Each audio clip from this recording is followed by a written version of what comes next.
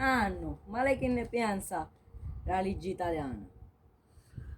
Ga figlio mio, ora ti conto un fatto che ancora non si capisce se fu un errore giudiziario o una sentenza accumulata. La legge italiana, Piazza Vittorio Emanuele Orlando, Palazzo di Giustizia di Palermo. Un tale Nofrio stanno processando che si trovava già stato di fermo. Lo reato che ci stanno contestando ci capitò di notte allo Sperone, lo 27 giugno d'oggi all'anno a Cepico 18, Don Portone.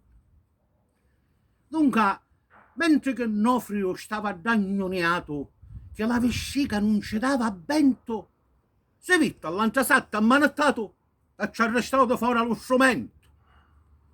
Ligenna a capo dell'imputazione, lo giudice Saverio Zecchettone, condanna Nofrio alla carcerazione per mese 20 dentro allo Ciardone.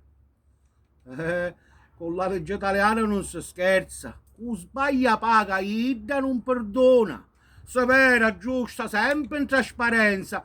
Non scancia mai le scecche per lampiona. Finito.